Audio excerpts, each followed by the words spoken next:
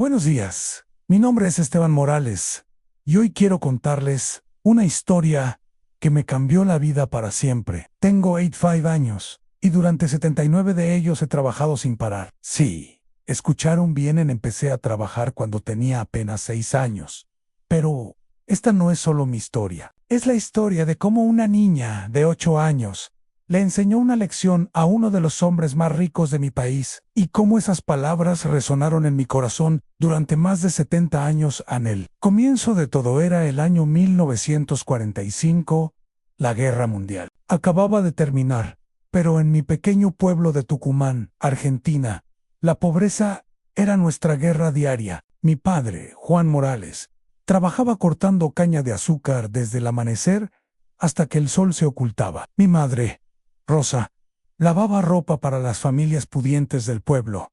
Recuerdo perfectamente el día que todo cambió. Era un martes y hacía un calor infernal. Mi padre llegó a casa con las manos ensangrentadas y una expresión que nunca había visto antes. Se sentó en nuestra única silla de madera y me llamó. Esteban, me dijo con voz quebrada.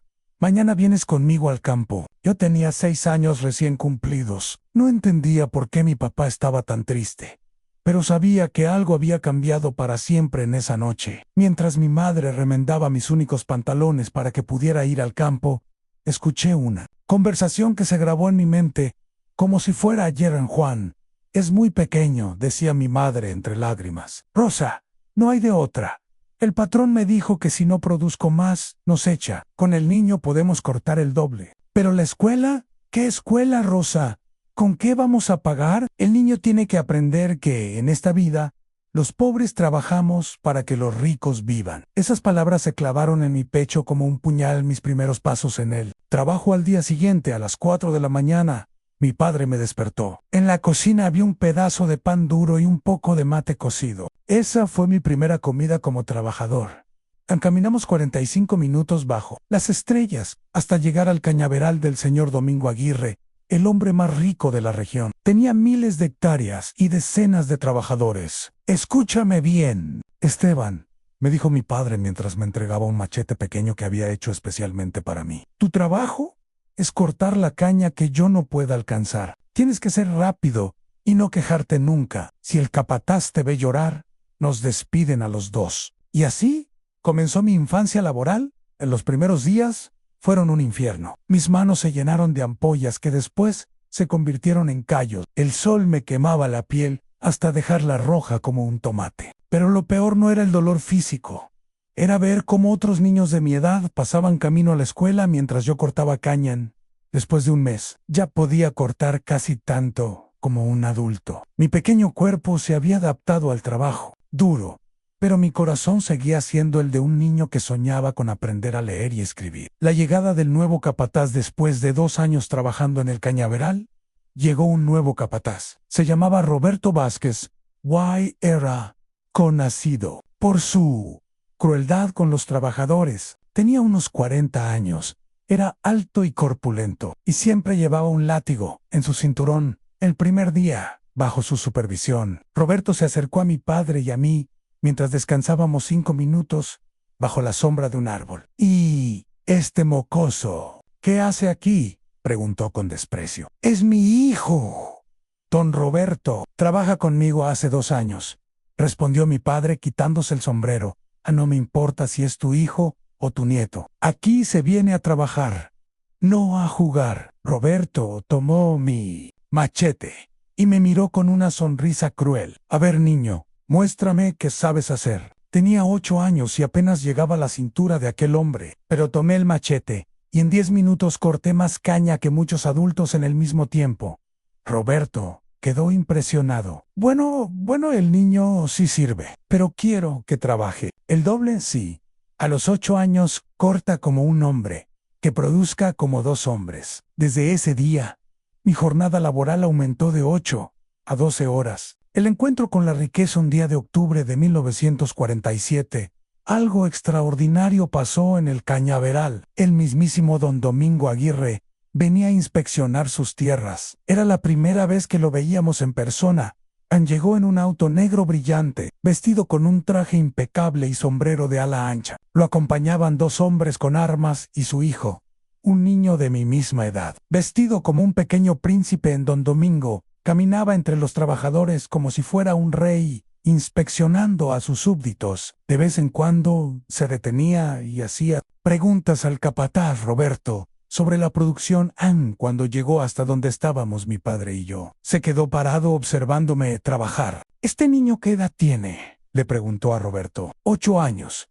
Patrón, es el mejor trabajador infantil que tenemos. Produce como 2 adultos. Don Domingo se acercó más y me estudió como si fuera un animal curioso, interesante. Guay. ¿Cuánto tiempo lleva trabajando? 2 años. Don Domingo empezó a los 6. El hombre rico asintió con aprobación. Muy bien. Estos niños necesitan aprender desde temprano el valor del trabajo. Así no se vuelven vagos como los de la ciudad. Su hijo, que había estado callado todo el tiempo, de repente habló a papá. ¿Por qué este niño no va a la escuela como yo? Don Domingo miró a su hijo con cierta molestia. Porque él pertenece a otra clase social, hijo. Los pobres trabajan para que nosotros podamos vivir bien. Es el orden natural de las cosas. Pero el niño rico siguió preguntando. ¿Pero no le gustaría ir a la escuela? ¿No quiere aprender a leer? Yo levanté la vista del suelo por primera vez y miré a los ojos al hijo del patrón. Era un niño rubio de piel blanca, con zapatos brillantes y ropa limpia. Pero en sus ojos vi algo que no esperaban: curiosidad genuina, no desprecio. Sí me gustaría, respondí en voz baja. Don Domingo frunció el ceño. ¿Qué dijiste, muchacho? Trog, saliva, y repetí más fuerte. Sí me gustaría aprender a leer, señor. La respuesta que cambió todo. Don Domingo se rió con desdén. Leer.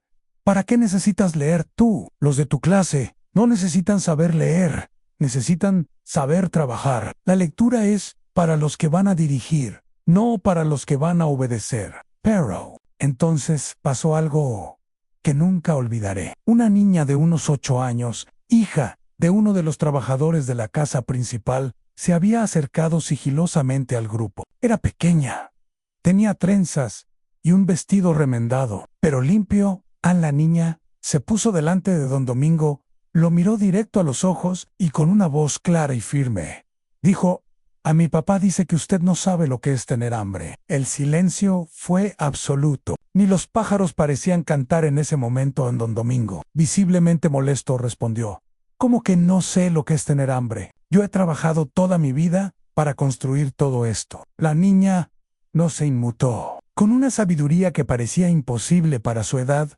continuó: usted trabajó con su cabeza. Este niño trabaja con sus manos. Usted come 3 veces al día. Él come una vez, si tiene suerte. Usted durmió anoche en una cama blanda. Él durmió en el suelo.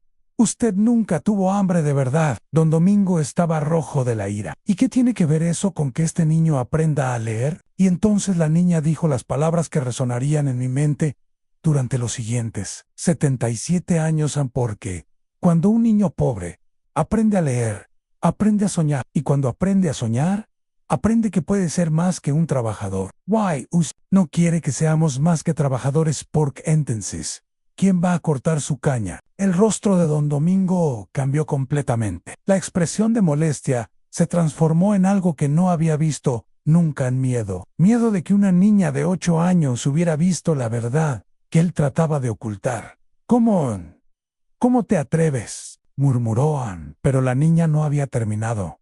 A mi abuela dice que los ricos tienen miedo de que los pobres piensen, porque el día que pensemos de verdad, nos vamos a dar cuenta de que somos más que ustedes y que no los necesitamos. La reacción del rico Don Domingo estaba temblando de rabia. Nunca había sido confrontado de esa manera, mucho menos por una niña descalza. Roberto, gritó, saca a esta mocosa insolente de aquí inmediatamente. Pero, antes de que Roberto pudiera moverse, el hijo de Don Domingo habló de nuevo en papá.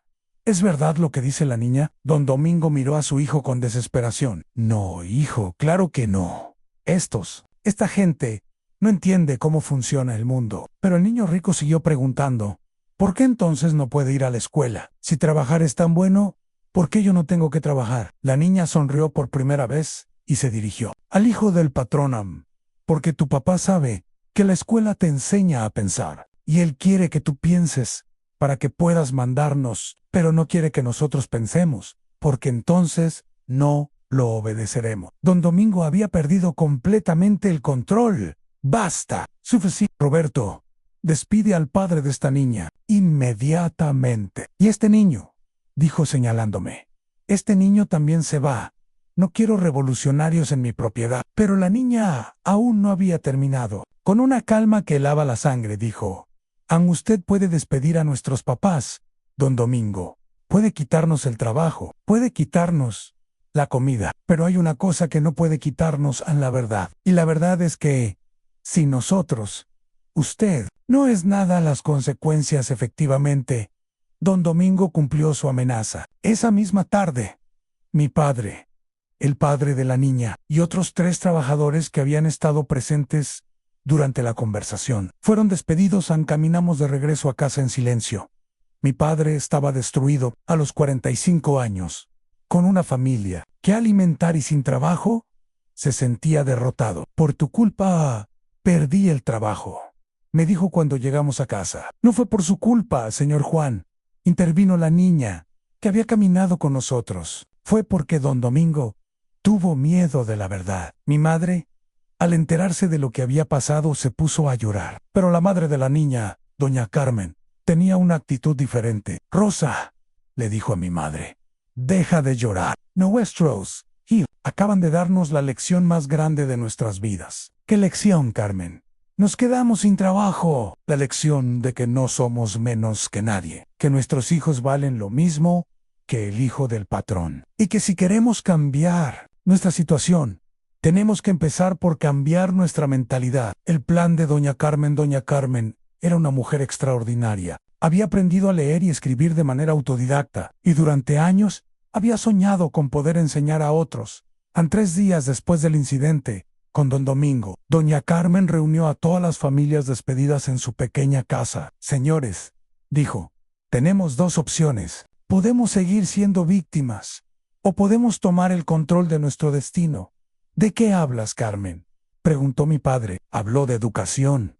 Habló de enseñarles a leer a nuestros hijos. Habló de formar nuestra propia comunidad. Los hombres se miraron entre sí con escepticismo. ¿Y de qué vamos a vivir mientras tanto?, preguntó el padre de la niña. Trabajaremos por las mañanas en lo que podamos encontrar. Por las tardes, yo les enseñaré a leer a los niños. Y por las noches, ustedes aprenderán también. Mi padre se rió amargamente. Carmen, ya tengo 45 años. ¿Para qué voy a aprender a leer? La niña, que había estado escuchando en silencio, habló para que nunca más un rico pueda engañarlo con papeles que usted no puede leer. Esas palabras cayeron como un rayo en la conversación. Todos los adultos se quedaron callados, porque sabían que era verdad. La escuela se LANDSTINA, y así comenzó lo que llamamos la escuela clandestina. Doña Carmen convirtió su patio trasero en un aula improvisada. Con pedazos de cartón y carbón, fabricó pizarras. Con arena del río, creó un lugar donde podíamos practicar las letras. Yo fui uno de los primeros estudiantes. A los 8 años, empecé a descifrar las primeras palabras. Recuerdo la emoción que sentí cuando logré leer mi primera oración completa.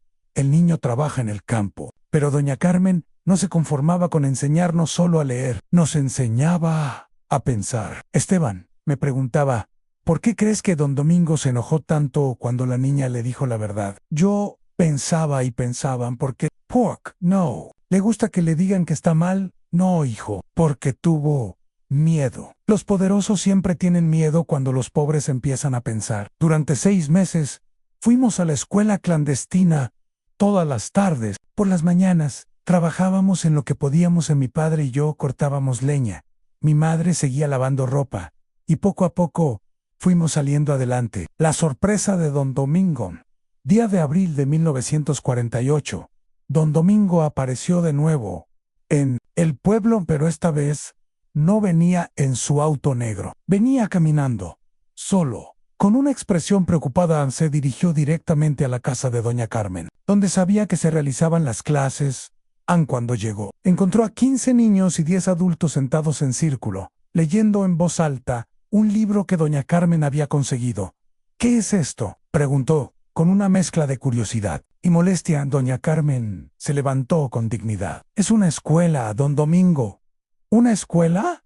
¿Quién les dio permiso? La niña, que ahora tenía 9 años y había crecido en sabiduría y confianza, respondió. ¿Quién le dio permiso a usted de mantenernos ignorantes? Don Domingo no respondió inmediatamente. Se quedó observando la escena: niños pobres leyendo, adultos aprendiendo, gente que él había considerado inferior desarrollándose intelectualmente.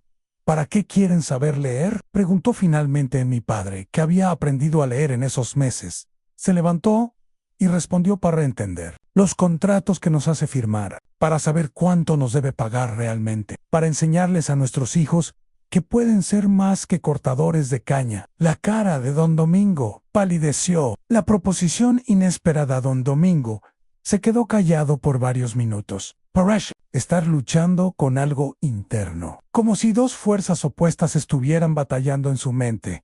Habló: he venido aquí por una razón. Mi producción ha bajado un 40% desde que ustedes se fueron. Los adultos se miraron entre sí, sin entender hacia dónde iba la conversación. He contratado a otros trabajadores, pero nadie corta caña como ustedes, especialmente el niño, dijo, mirándome. ¿Y qué quiere de nosotros?, preguntó doña Carmen. Quiero que regresen a trabajar. Les pagaré el doble de lo que les pagaba antes.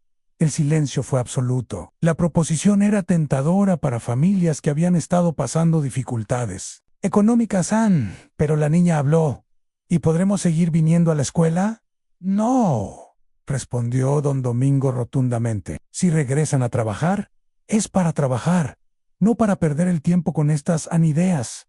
A mi padre se acercó a don Domingo. Sabe, sure, patron, estos meses he aprendido algo más importante que leer. Que he aprendido que prefiero ser pobre y libre que rico y esclavo. Don Domingo no podía creer lo que estaba escuchando. Rico y esclavo. Yo no soy esclavo de nadie. Y entonces la niña dijo algo que dejó a don Domingo completamente helado. Usted es esclavo de su miedo. Miedo de que nosotros seamos iguales a usted. Miedo de que sus hijos descubran que usted no es superior. Miedo de que el mundo cambie y usted pierda su poder. La confesión del rico. Don Domingo se sentó en el suelo. Algo impensable para un hombre de su posición social. Por primera vez desde que lo conocimos, parecían humano. ¿Saben qué?, dijo con voz quebrada. Tienen razón. Tengo miedo, mucho miedo. Todos nos quedamos en silencio, expectantes. Mi padre me heredó estas tierras. Su padre se las heredó a él. Durante generaciones, hemos vivido del trabajo de otros. Nunca he tenido que cortar caña. Nunca he tenido que preocuparme por tener comida. Nunca he tenido que trabajar realmente. Doña Carmen se sentó junto a él. ¿Y de qué tiene miedo? De que si ustedes aprenden a leer, si sus hijos van a la escuela, si todos se educan, ya no me van a necesitar. Van a poder hacer lo que yo hago. Van a darse cuenta de que no soy especial, que no soy superior, que solo tuve suerte de nacer en una familia con dinero. La niña se acercó también. Don Domingo, ¿por qué cree que queremos quitarle algo? No quieren. No. A nosotros solo. Queremos la oportunidad de ser lo que podamos ser. Usted puede seguir teniendo sus tierras, su casa grande, su auto, pero nosotros queremos poder elegir si trabajar para usted o trabajar para nosotros mismos. Don Domingo levantó la cabeza y miró a la niña con asombro. ¿Cuántos años tienes? 9. ¿Y ya entiendes estas cosas? Las entiendo porque doña Carmen me enseñó a leer. Y cuando aprendí a leer, aprendí a pensar. El cambio inesperado, lo que pasó después, nadie se lo esperaba. Don Domingo se quedó en silencio por casi 10 minutos. Podíamos ver que estaba pensando profundamente en algo. Finalmente, habló. ¿Saben qué? Voy a hacer algo que mi padre nunca hizo y que su padre nunca hizo. ¿Qué?, preguntamos casi al unísono. Voy a ayudarlos con la escuela. Creímos que estábamos alucinando. No entiendo, dijo doña Carmen. Voy a construir una escuela real, con maestros reales, y van a poder venir todos los niños del pueblo. Gratis. Mi padre se levantó de un salto.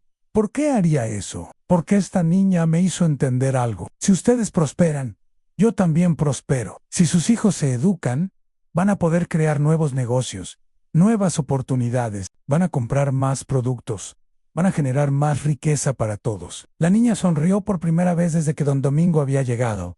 ¿Y los adultos también podremos estudiar? Claro, por las noches, después del trabajo. Pero entonces añadió algo que nos confundió. Tan solo tengo una condición. ¿Cuál? Preguntó doña Carmen con desconfianza. Que me enseñen a mí también. Que le enseñemos qué, a entender lo que es ser pobre, a entender lo que es trabajar con las manos. Quiero trabajar una semana en el cañaveral, como ustedes. Nos quedamos boquiabiertos. La semana que cambió a don Dominguna, semana después, a las 4 de la mañana, don Domingo apareció en el cañaveral vestido como trabajador, pantalón de manta, camisa vieja, sombrero de paja y machete en mano. Mi padre fue asignado para enseñarle a cortar caña. El primer día fue desastroso. Don Domingo no duró ni 2 horas antes de tener que sentarse a descansar. Sus manos, acostumbradas solo a firmar papeles, se llenaron de ampollas en minutos. Su espalda, acostumbrada a sillas cómodas, le dolía terriblemente. ¿Cómo hacen esto todos los días?, preguntaba entre jadeos. Porque no tenemos opción, respondía mi padre al mediodía. Don Domingo estaba completamente agotado. Apenas había cortado lo que un trabajador experimentado corta en 1 hora. Ahora entiendo por qué me odiaban, murmuró mientras comía. El mismo almuerzo simple que nosotros, tortilla y agua. No lo odiábamos, dijo la niña, que había venido a traernos agua fresca. Le teníamos miedo. ¿Miedo por qué? Porque usted tenía el poder de quitarnos lo poco que teníamos. Why? Nosotros no teníamos el poder de defendernos. La revelación en el campo, el tercer día de trabajo de don Domingo, fue el más revelador. Había mejorado un poco en el corte de caña, pero seguía siendo muy lento. Estaba trabajando junto a mi padre cuando comenzó una conversación que marcaría su vida para siempre. Juan, le dijo a mi padre, ¿cómo haces para no odiarme? Mi padre se detuvo y lo miró. ¿Quién dice que no lo odio? Don Domingo se quedó helado. ¿Me odias? Durante muchos años, sí, lo odié con toda mi alma. ¿Y ahora? Mi padre siguió cortando caña mientras hablaba. Ahora entiendo que usted también es prisionero. ¿Prisionero de qué? De su dinero, de su miedo, de lo que la gente espera de usted. Usted nunca pudo elegir ser pobre para ver si era feliz. Nosotros nunca pudimos elegir ser ricos para ver si éramos infelices. Don Domingo se quedó pensando. ¿Crees que soy infeliz? ¿Usted qué cree? Esa noche, don Domingo se sentó con todas las familias trabajadoras alrededor de una fogata. Era la primera vez que compartía una comida simple con gente pobre. ¿Saben qué descubrí hoy?, dijo mientras comía tortillas con frijoles. ¿Qué?, preguntó doña Carmen. Que nunca había sentido el sabor real de la comida. Esta tortilla simple sabe mejor que todos los banquetes que he comido en mi vida. La niña, que ahora se había convertido en una especie de filósofa del grupo, respondió. Ann, es porque cuando tienes hambre de verdad, todo sabe mejor. Cuando trabajas de verdad, el descanso es más dulce. Cuando sufres de verdad, la felicidad es más grande. La transformación completa al final de la semana. Don Domingo era otra persona. Había perdido peso, tenía la piel quemada por el sol, las manos callosas, pero había ganado algo más valioso en perspectiva. El último día, se reunió con todos nosotros y hizo un anuncio que cambiaría el pueblo para siempre. He decidido dividir mis tierras. Nadie entendía qué quería decir. Cada familia trabajadora va a recibir 10 hectáreas de tierra propia. Van a poder sembrar lo que quieran, vender lo que produzcan y quedarse con todas las ganancias. A mi padre casi se desmaya. ¿Habla en serio? Nunca he hablado más en serio en mi vida. ¿Y usted qué va a hacer?, preguntó doña Carmen. Voy a convertirme en su socio, no en su patron. Van a necesitar a alguien que los ayude a vender sus productos, que los conecte con los compradores de la ciudad. Voy a usar mis contactos para ayudarlos a ustedes, y ustedes van a usar su trabajo para ayudarme a mí. La niña se acercó y le preguntó, ¿por qué está haciendo esto? Don Domingo se arrodilló para quedar a la altura de la niña. Pork, me enseñaste que ser rico de verdad no es tener dinero, es tener opciones. Y ahora quiero que todos tengamos opciones. La escuela se hace realidad en los siguientes meses. Don Domingo cumplió su promesa. Construyó una escuela hermosa en el centro del pueblo. Contrató a 2 maestros de la ciudad capital y estableció un programa educativo para niños y adultos. Yo fui uno de los primeros estudiantes oficiales. A los 9 años, después de trabajar durante 3 años, finalmente pude sentarme en un pupitre y aprender de manera formal a la niña, que ahora se había convertido en una especie de líder natural del grupo. Fue nombrada estudiante asistente y ayudaba a los niños más pequeños, pero lo más sorprendente era ver a los adultos estudiar por las noches. Mi padre, con 46 años, aprendía matemáticas básicas para poder manejar mejor sus nuevas tierras. Mi madre aprendía a escribir para poder llevar la contabilidad de nuestro pequeño negocio familiar. Don Domingo también cumplió su promesa de estudiar con nosotros. Pero él no estudiaba materias académicas, estudiaba algo más importante. Cómo vivir en el primer discurso público de la niña Jun, año después de la transformación de Don Domingo. El gobernador de la provincia visitó nuestro pueblo. Había escuchado sobre el experimento social que estaba ocurriendo y quería ver con sus propios ojos. ANSE organizó un evento en la plaza principal donde Don Domingo explicaría su proyecto. Pero cuando llegó el momento de hablar, Don Domingo hizo algo inesperado. Le pidió a la niña que fuera ella quien hablara. Señores, dijo Don Domingo dirigiéndose a la multitud, yo podría explicarles lo que hemos hecho aquí, pero prefiero que lo haga alguien que entiende mejor que yo lo que significa pasar de la pobreza a la dignidad. La niña, ahora de 10 años, se subió a una caja de madera para que todos pudieran verla. Con una seguridad que asombraba a todos los adultos presentes, comenzó a hablar a mí. Nombre es María Carmen Herrera, tengo 10 años, y hace 2 años no sabía leer. Hoy quiero contarles lo que aprendimos en este pueblo. El gobernador y su comitiva escuchaban con atención. Aprendimos que los pobres y los ricos no son diferentes por naturaleza, son diferentes por oportunidades. Aprendimos que cuando le das educación a un pobre, no se vuelve menos trabajador, se vuelve más inteligente, y cuando le das trabajo digno a un pobre, no se vuelve perezoso, se vuelve más próspero. La multitud estaba hipnotizada por las palabras. Díaz Tenina. Pero lo más importante que aprendimos es que la riqueza real no se mide por cuánto tienes, sino por cuánto compartes. Don Domingo era rico cuando tenía todo para él solo. ¿Ahora es próspero? Porque tenemos todos juntos. La pregunta del gobernador después del discurso. El gobernador se acercó a la niña con una pregunta que nadie esperaba. Niña, ¿tú crees que esto que han hecho aquí podría funcionar en todo el país? María Carmen lo pensó unos segundos y respondió. Señor gobernador, ¿usted conoce algún lugar donde los ricos sean felices teniendo empleados tristes? El gobernador frunció el ceño, no entendiendo la pregunta. ¿A qué te refieres? Que la felicidad es como el agua en sí, no fluye, se pudre. Los ricos que solo guardan su riqueza sin compartirla, se vuelven amargados. Los pobres que no tienen esperanza de mejorar, se vuelven resentidos. Pero cuando la riqueza fluye, cuando hay oportunidades para todos, tanto ricos como pobres, somos más felices. Don Domingo, que estaba escuchando, añadió: señor gobernador, antes de este experimento, yo tenía más dinero, pero dormía mal por las noches. Tenía miedo de que me robaran, miedo de que la gente me odiara, miedo de que mis hijos crecieran sin entender el valor de las cosas. Ahora tengo menos dinero, pero duermo como un bebé. El gobernador se dirigió entonces a mi padre. ¿Y usted qué opina? ¿Es mejor esta situación? Mi padre, que había estado nervioso por hablar con una autoridad tan importante, tomó valor y respondió: señor, antes trabajaba para sobrevivir, ahora trabajo para progresar. Antes mis hijos trabajaban porque no había de otra, ahora mis hijos estudian porque hay esperanza. La diferencia es como entre estar vivo y estar viviendo. El plan del gobernador.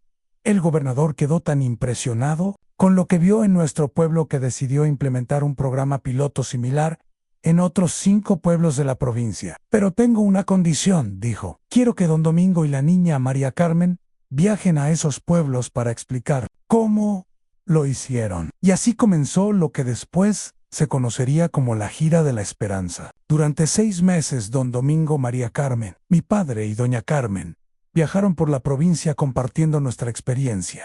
Yo los acompañé en algunos viajes, y fue ahí donde vi algo que marcó mi vida para siempre, en el poder que tiene. Una historia real para cambiar la mentalidad de las personas en cada pueblo que visitábamos. Siempre había ricos escépticos y pobres desconfiados. Pero cuando María Carmen hablaba, cuando contaba nuestra historia, con esa sabiduría que solo tienen los niños que han sufrido y han vencido, algo mágico ocurría en el ambiente. Recuerdo particularmente una presentación en el pueblo de San Miguel. Había un terrateniente muy poderoso, don Rodolfo Esteves, que se reía de nuestras ideas. Esto son fantasías, decía. Los pobres son pobres porque quieren. Si les das oportunidades, las desperdician. María Carmen se acercó a él y le preguntó a don Rodolfo, ¿cuándo fue la última vez que habló con un trabajador suyo sobre sus sueños? ¿Sus sueños? Yo no les pago para soñar. Exacto. Por eso usted cree que no tienen sueños. Pero todos los tenemos. La diferencia es que sus sueños tienen dinero detrás y los de ellos solo tienen esperanza. La reacción de don Rodolfo, molesto por la respuesta de María Carmen, decidió ponerla a prueba. A ver, niña sabionda, ¿cuáles son los sueños de mis trabajadores, si tú sabes tanto? Dime. María Carmen sonrió y se dirigió a los trabajadores que estaban presentes en la reunión. ¿Quién de ustedes puede contarnos cuál es su sueño más grande? Un hombre de unos 50 años levantó la mano tímidamente. Mi sueño es que mi hija pueda ser doctora. Don Rodolfo se rió. ¿Doctora? Pero si apenas sabe leer. Por eso es un sueño, respondió el hombre con dignidad. A María Carmen preguntó, ¿y si tuviera la oportunidad de estudiar medicina, usted cree que podría lograrlo? Mi hija es la más inteligente de su clase. Solo le faltan oportunidades. Don Rodolfo seguía riéndose. ¿Y con qué dinero va a pagar la universidad? María Carmen hizo una pregunta que cambió toda la discusión a don Rodolfo. ¿Cuánto gasta usted al mes en whisky? Don Rodolfo se quedó sorprendido por la pregunta. ¿Y eso qué tiene que ver? Mi papá calculó que don Domingo gastaba en una botella de whisky lo mismo que nuestras familias ganábamos en un mes. ¿No sería mejor invertir ese dinero en la educación de los hijos de sus trabajadores? ¿Para qué? Si se educan, ya no van a querer trabajar para mí. Y entonces María Carmen dijo algo que dejó a todos helados.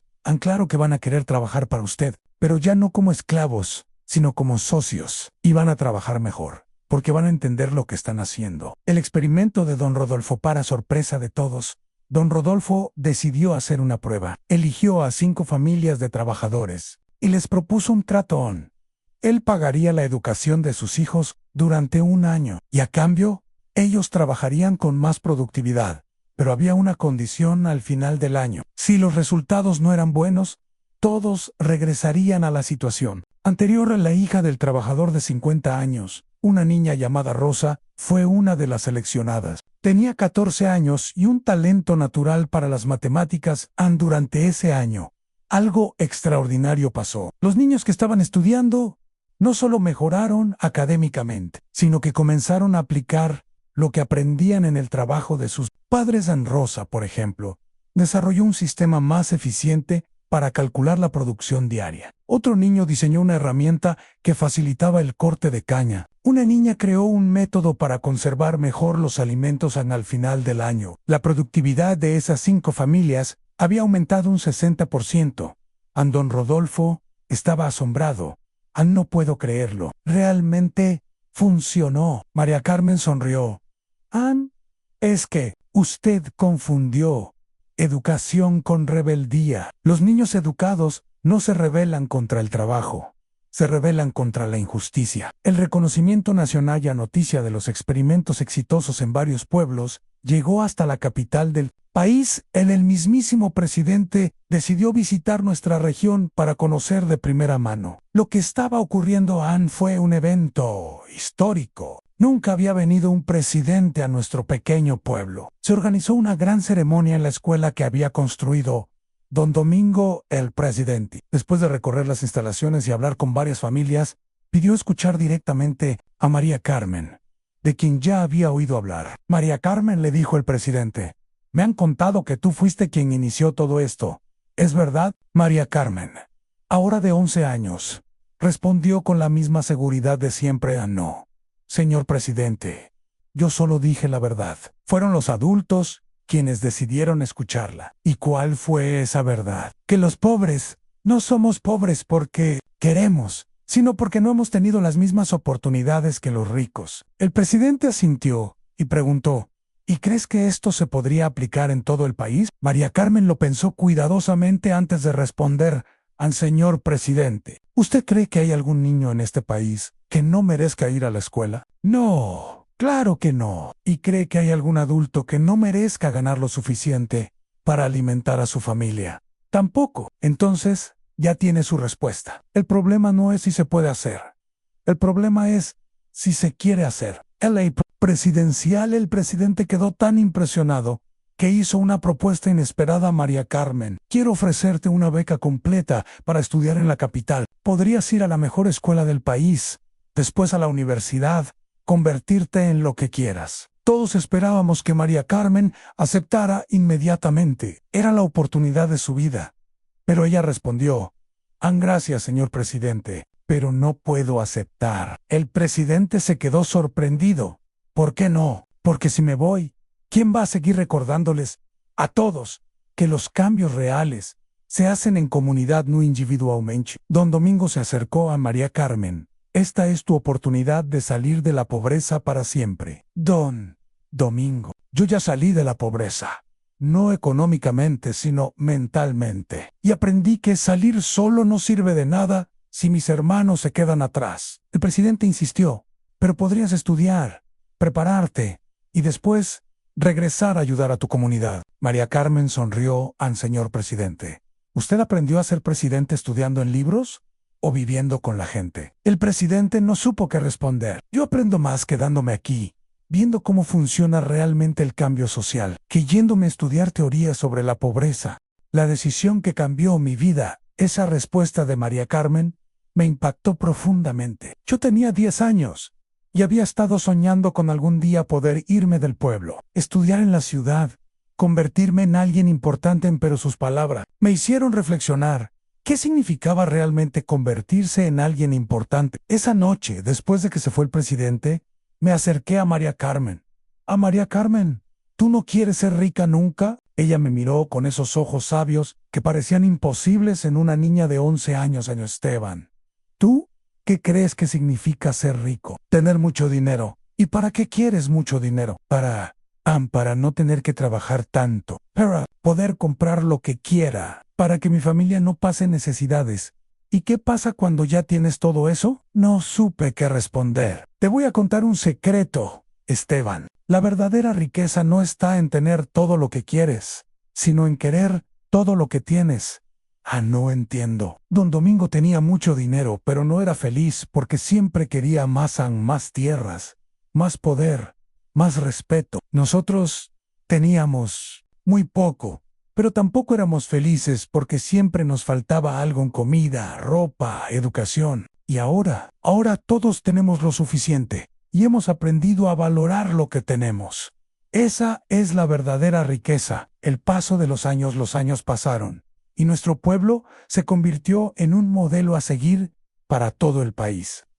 Periodistas, investigadores, políticos y empresarios de todas partes a conocer nuestra experiencia. Yo crecí trabajando medio tiempo y estudiando medio tiempo. A los 16 años había terminado la educación secundaria y tenía que decidir qué hacer con mi vida. Don Domingo, que se había convertido en una especie de padre adoptivo para todos los jóvenes del pueblo, me ofreció ir a la universidad en la capital para estudiar administración de empresas. Esteban, me dijo, tienes talento para los negocios. Podrías convertirte en un gran empresario. Pero yo había estado pensando mucho en las palabras de María Carmen sobre la verdadera riqueza. Don Domingo, ¿puedo hacerle una pregunta? Claro, ¿usted cree que el país necesita más empresarios como usted era antes? ¿O más empresarios como ustedes ahora? Don Domingo sonrió. Entiendo lo que me quieres decir. Necesita empresarios que entiendan que el éxito real es el éxito compartido. Entonces, quiero estudiar, pero quiero regresar aquí. Quiero ayudar a crear más pueblos como el nuestro. Mi formación universitaria Don Domingo me apoyó completamente. Me financió los estudios universitarios con una sola condición, en que regresara al pueblo cada vacación para compartir lo que había aprendido con los demás jóvenes en la universidad. Estudié administración de empresas, pero también tomé cursos de sociología, psicología y desarrollo comunitario. Quería entender no solo cómo hacer dinero, sino cómo crear prosperidad compartida durante mis años universitarios. Escribí mi tesis sobre nuestro pueblo. La titulé "En el modelo Herrera Aguirreán: cómo la educación y la redistribución crearon prosperidad compartida en una comunidad rural". Mi tesis se volvió famosa en la universidad. Profesores de otros países venían a escuchar sobre nuestro experimento social. Pero lo más importante que aprendí en la universidad no fue en las aulas, sino en las cartas que intercambiaba con María Carmen. Ella se había convertido en una líder natural de la comunidad. A los 15 años, ya dirigía programas educativos para niños y adultos. A los 17, había creado una cooperativa de mujeres que producía textiles y los vendía en la capital. En una de sus cartas, me escribió algo que nunca olvidaré a Esteban. He estado pensando en por qué nuestro pueblo funcionó cuando otros experimentos similares fracasaron. Y creo que la diferencia está en que nosotros no tratamos de cambiar el sistema desde arriba hacia abajo, sino desde adentro hacia afuera. El regreso al pueblo cuando terminé mis estudios universitarios en 1961. Regresé al pueblo convertido en todo un profesional. Tenía 22 años y un título universitario, algo impensable para el niño que había empezado a trabajar a los 6 años. El pueblo había cambiado mucho en mis años de ausencia. La escuela se había ampliado y ahora tenía educación secundaria completa. Se habían creado varias cooperativas agrícola, textil, de construcción y de servicios. En María Carmen, ahora de 18 años, se había convertido en una mujer hermosa e inteligente. Era la coordinadora general de todas las cooperativas y había desarrollado un sistema de crédito rotativo que permitía a las familias financiar sus proyectos.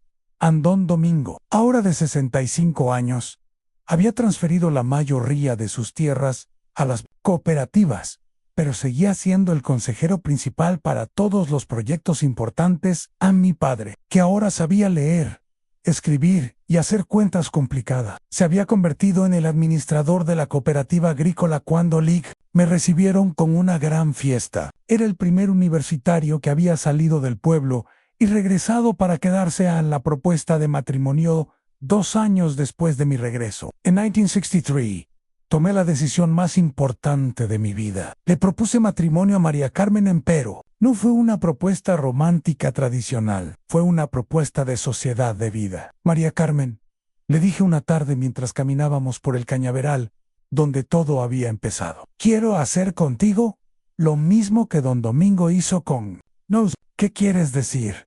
Quiero que seamos socios en la vida, socios en el trabajo, socios en los sueños, socios en las luchas. Ella sonrió. Esteban, ¿me estás pidiendo matrimonio o me estás proponiendo un negocio? Te estoy proponiendo algo. Mejoran una alianza para cambiar el mundo. María Carmen se rió. Siempre fuiste dramático, pero sí, acepto, pero con una condición. ¿Cuál? Que nuestros hijos crezcan sabiendo que el amor verdadero no es solo entre 2 personas, sino entre una pareja y su comunidad. Nuestro matrimonio y nueva etapa. Nos casamos en 1964 en una ceremonia que reflejó todo lo que habíamos aprendido sobre comunidad. En lugar de una boda tradicional donde los invitados traen regalos, pedimos que cada persona trajera una idea para mejorar el pueblo. Don Domingo fue nuestro padrino y doña Carmen, la madre de María Carmen, fue nuestra madrina. Mi padre lloró durante toda la ceremonia, recordando al niño de 6 años que había empezado cortando caña para nuestra luna de miel. Decidimos hacer algo inusual.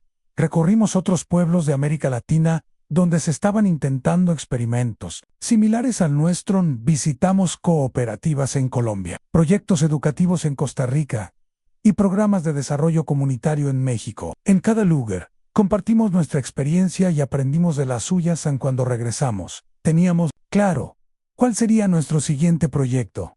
en crear una red de comunidades prósperas por toda América Latina. La expansión del modelo en 1965, con el apoyo de organizaciones internacionales que habían conocido nuestro trabajo, comenzamos el proyecto Esperanza Compartida. El objetivo era replicar nuestro modelo en 50 comunidades rurales de 10 países latinoamericanos. En un periodo de 10 años en María Carmen se convirtió en la directora de capacitación, viajando por todo el continente, enseñando a líderes comunitarios cómo implementar programas de educación y desarrollo económico. Yo me encargué de la parte empresarial, ayudando a crear cooperativas y sistemas de financiamiento para pequeños proyectos. Don Domingo, a pesar de sus 70 años, nos acompañó en muchos viajes como consejero y ejemplo viviente de que los ricos y pobres podían trabajar juntos. En los siguientes años, vimos nacer decenas de comunidades prósperas. Algunas fracasaron, es cierto, pero la mayoría tuvieron éxito. El factor común en todas las que triunfaron era la presencia de líderes jóvenes que, como María Carmen en su infancia, no tenían miedo de decir la verdad y soñar con un mundo mejor. Nuestros hijos y la nueva generación. María Carmen y yo tuvimos 3 hijos: San Juan Domingo, llamado así por Don Domingo; Rosa Carmen por nuestras madres; y Esperanza María por la esperanza que habíamos encontrado. Nuestros hijos crecieron en un ambiente único. Desde pequeños participaron en las reuniones comunitarias, viajaron con nosotros a otros países y aprendieron que el éxito personal sin éxito comunitario no tenía sentido. Juan Domingo se convirtió en ingeniero agrónomo y desarrolló técnicas de cultivo sustentable que se implementaron en cientos de comunidades. Rosa Carmen estudió medicina y creó un sistema de salud comunitaria que permitía que cada pueblo tuviera acceso a atención médica básica. En Esperanza, María siguió los pasos de su madre en el liderazgo comunitario y se convirtió en una reconocida activista de derechos humanos. Pero lo más hermoso era ver cómo la segunda generación del pueblo había superado completamente las limitaciones que nosotros habíamos tenido. Los hijos de aquellos niños que trabajaban conmigo en el cañaveral se convirtieron en doctores, ingenieros, maestros, empresarios, pero ninguno olvidó sus raíces ni abandonó a su comunidad. El reconocimiento internacional en 1975, cuando yo tenía 36 años, recibimos una notificación que nos cambió la vida. Habíamos sido nominados para el Premio Nobel de la Paz. La nominación decía, por crear un modelo de desarrollo comunitario que ha demostrado que la pobreza no es inevitable y que la cooperación entre clases sociales puede generar prosperidad compartida. No ganamos el Premio Nobel, pero la nominación nos dio una plataforma internacional para seguir expandiendo nuestro trabajo.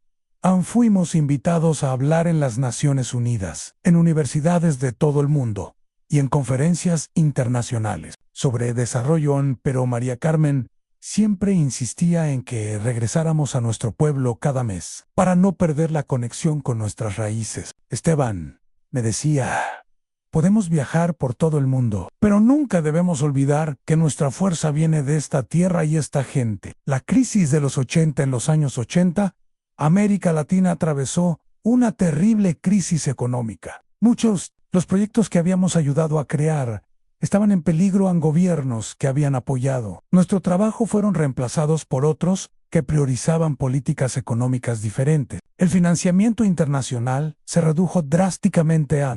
Fue un periodo muy difícil. Vimos cómo algunos de los pueblos prósperos que habíamos ayudado a crear regresaron a la pobreza. María Carmen y yo pasamos esos años viajando constantemente, tratando de salvar lo que pudimos y adaptando nuestros métodos a las nuevas realidades económicas. Pero también fue un periodo de aprendizaje importante. Nos dimos cuenta de que nuestro modelo funcionaba mejor cuando no dependía del apoyo gubernamental o de financiamiento externo. Las comunidades más exitosas eran aquellas que habían desarrollado una economía diversificada y autosuficiente. La reinvención del modelo en los años 90. Con la experiencia acumulada de las crisis, desarrollamos lo que llamamos comunidades resilientes 2.0.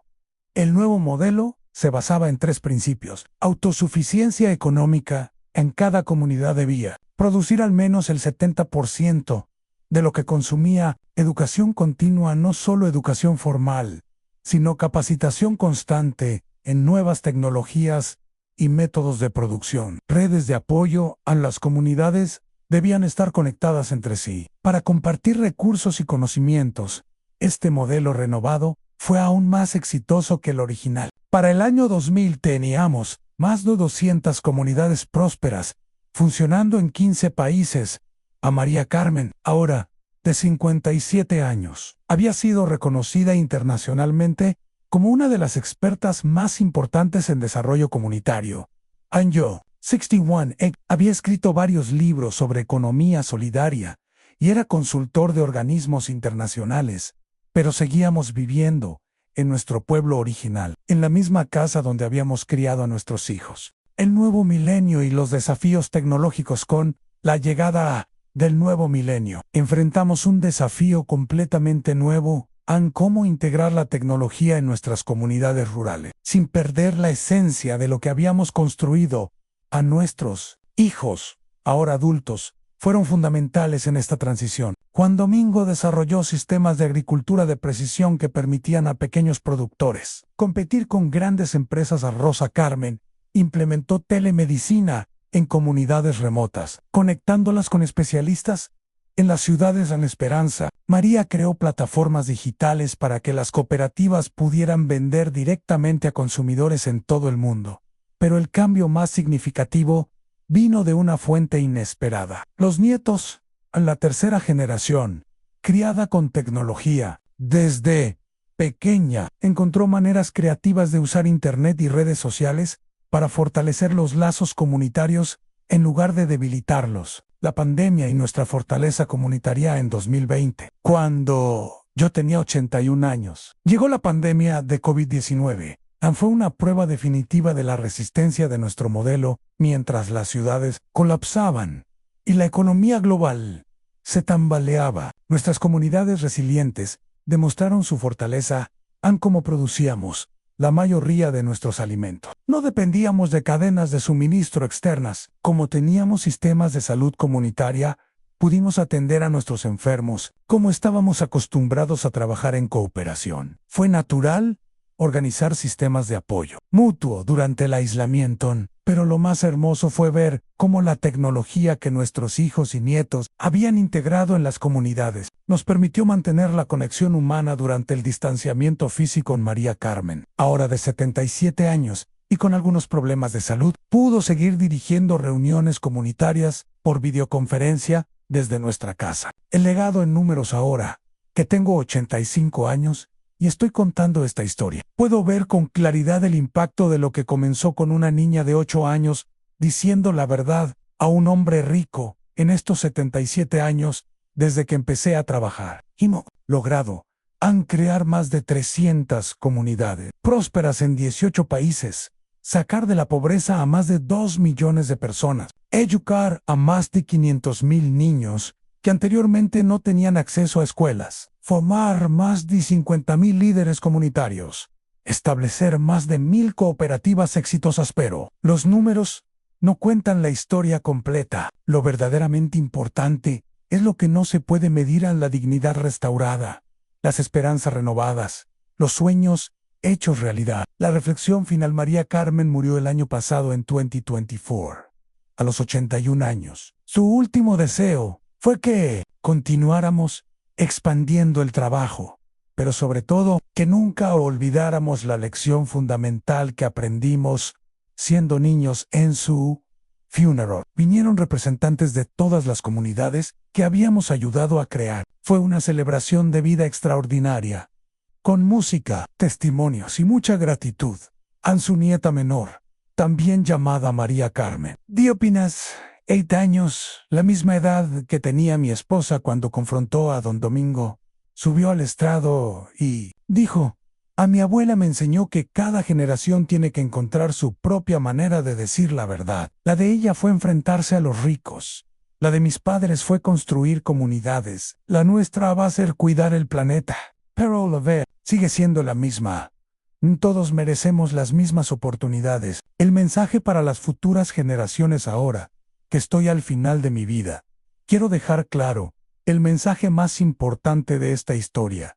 La pobreza no es natural, es creada por sistemas humanos y por lo tanto puede ser cambiada por acciones humanas, pero el cambio real no viene de arriba hacia abajo ni de abajo hacia arriba.